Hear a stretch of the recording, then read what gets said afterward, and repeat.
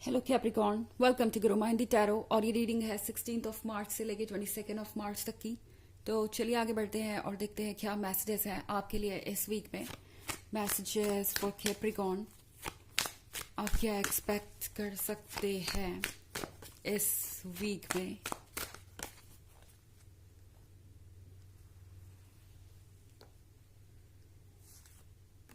The hierophant, Ace of Pentacles, Six of Cups, the Hanged Man and the Fool. Okay, तो हमारे पास है the hierophant and hierophant के साथ यहाँ पे बहुत कुछ बदल रहा है।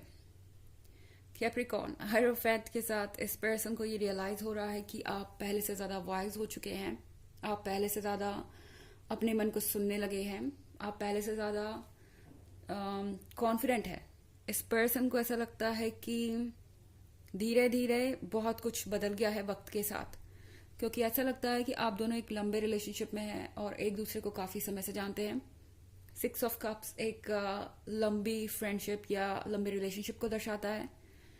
ये पर्सन पुरानी बातों को याद कर रहा है। ओके, इस पर्सन को ऐसा लगता है कि शायद अब आप उनमें इतने इंटरेस्टेड नहीं हैं जितना कि पहले हुआ करते थे, या जब आप पहली बार मिले थे, या जब चीज़ें बस शुरू हुई थी, नई नई थी, तब आप उनमें बहुत ज़्यादा इंटरेस्टेड हुआ करते थे और लाइफ बहुत परफेक्ट थी। और अब चीज़ें चेंज हो गई हैं। इस पर्सन को ऐसा लगता है कि अब आप ज़्यादा दिमाग से काम लेते हैं। द हैंगमैन के साथ इस पर्सन को ऐसा लगता है कि आप समझदारी से अब आगे बढ़ रहे हैं। इस पर्सन को ये समझ में आ रहा है कि वो आपको टेक इन फॉर ग्रांटेड नहीं ले सकते। कैप्रिकॉर्न, ये कोई ऐसा पर्सन हो सकता है जो बार बार सेम मिस्टेक्स को रिपीट कर रहा था और आप बार बार इन बातों को इग्नोर कर रहे थे या हर बार उन्हें एक नया मौका दे रहे थे, क्योंकि आपको लगा कि ये पर्सन आखिरकार आपका लवर है और गलती किससे नहीं होती। आपकी बात सही है, पर शायद ये पर्सन ओवर द टाइम इस बात को समझ नहीं पाया कि आप भी कितनी बार सेम मिस्टेक को माफ करेंगे, आप भी कितनी बार कॉम्प्रोमाइज करेंगे किसी चीज पर। तो अब इस पर्सन को ऐसा लगता है कि आप प्रैक्टिकली सोचना शुरू कर चुके हैं, आप बहुत ज़्यादा स्मार्ट हैं, अंडरस्टैंडिंग हैं, और इसके अलावा और कोई तरीका नहीं है। मतलब आपके पास अब इस रिलेशनशिप को देखने का। ये पर्सन समझ चुका है कि जो इन्होंने किया उसकी वजह से ही आप आज ऐसे रिएक्ट कर रहे हैं, या आप आज उनसे दूर होते जा रहे हैं। हो सकता है कि आप दोनों साथ में हो, आप दोनों का ब्रेकअप ना हुआ हो, या हो भी चुका हो तो भी कोई फर्क नहीं पड़ता। इस पर्सन को ऐसा लग रहा है कि आप इमोशनली उनसे बहुत दूर हो गए हैं। इनफैक्ट ये जो दूरी है ये उन्हें अब परेशान कर रही है।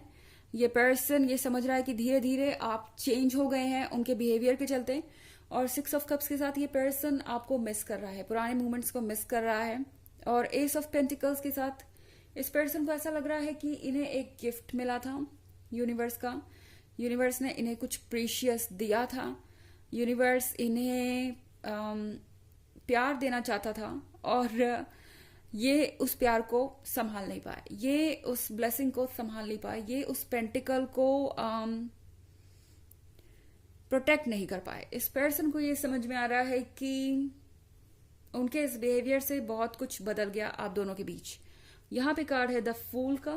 द फूल के साथ कुछ ना कुछ ये ऐसा एक्शन ले सकते हैं जो आपने सोचा नहीं, और वो भी ऐसा इसलिए करेंगे क्योंकि उन्हें लगता है कि अब अगर वो वेट करेंगे और तो डेफिनेटली आप उनसे और दूर होते चले जाएंगे, और ये चीज़ ये पर्सन बर्दाश्त नहीं कर सकता। कैप्रिकॉर्न, द फूल के साथ ये पर्सन फाइनली एक हिम्मत दिखाएगा इस सिचुएशन में आगे बढ़ने की, और ऐसी हिम्मत आपने पहले कभी उनके अंदर नहीं देखी होगी।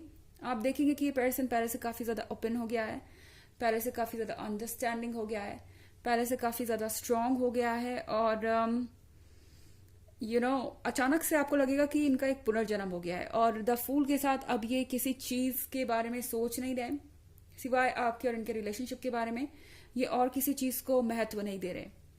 इस पॉइंट पे। ये वीक जो है आपके लिए बहुत सरप्राइजिंग हो सकता है। जब आप उम्मीद छोड़ देंगे कि ये पर्सन कभी बदलेगा या कुछ करेगा आप दोनों के इस रिलेशनशिप को सेव करने के लिए, तभी ये पर्सन कोई ना कोई ऐसा एक्शन लेगा जो आपने सोचा भी नहीं होगा और जो आपको चौंका देगा।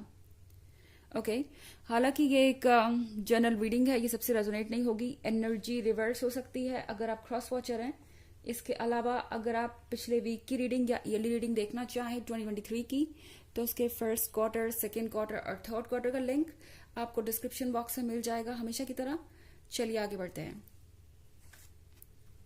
S of wands, queen of swords, 6 of Pentacles, 9 of Swords and King of Pentacles. Okay तो हमारे पास है king of pentacles. King of pentacles के साथ बात है प्रैक्टिकलिटी की। ओके इस पर्सन को ऐसा लग रहा है कि आप बहुत ज़्यादा प्रैक्टिकल हो गए हैं, आप बहुत ज़्यादा स्टबर्न हो गए हैं किसी बात को लेके।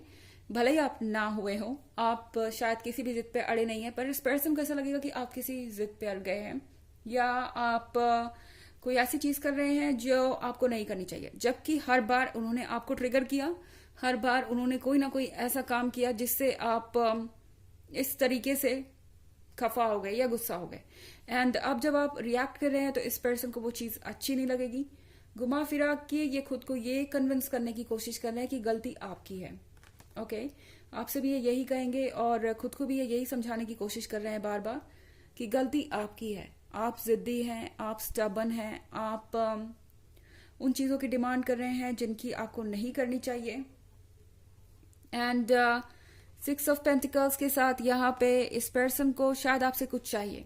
ओके आप है ये किंग ऑफ पेंटिकल्स, इस पर्सन को आपसे कोई मदद चाहिए।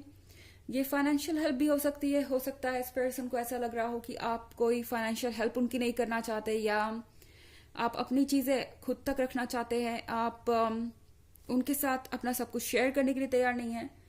तो ये पर्सन थोड़ा सा पॉजेसिव हो सकता है। ये सोचेंगे कि जो इन्हें चाहिए वो आपको उन्हें देना चाहिए हर हाल में।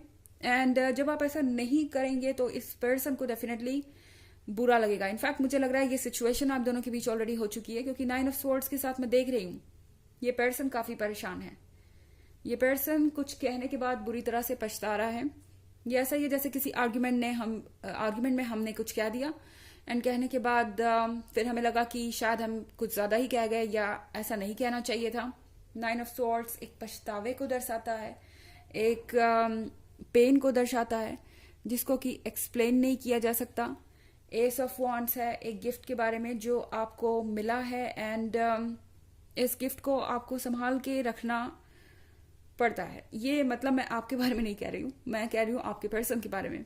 इस पर्सन को ये समझ में आ रहा है कि इन्हें यूनिवर्स का एक गिफ्ट मिला, इनसे एक गलती हुई जिसकी वजह से इनसे ये गिफ्ट खो गया। एंड अब इस पर्सन को ऐसा लगता है कि अपनी गलती मानने से अच्छा है कि वो आपको मैनिपुलेट करें, आपको ऐसा फील कराएं जैसे आपकी गलती है, इग्नोर करें आपको, या फिर आपको ऐसा फील कराएं कि आप इस रिलेशनशिप को और उनको डिजर्व ही नहीं करते।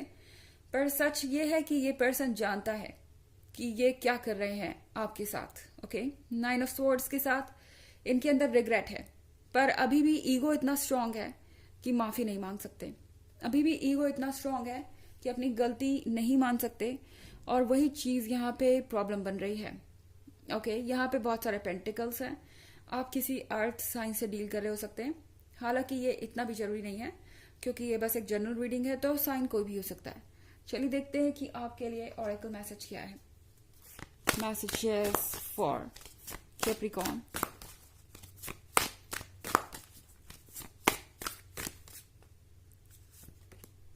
डेथ।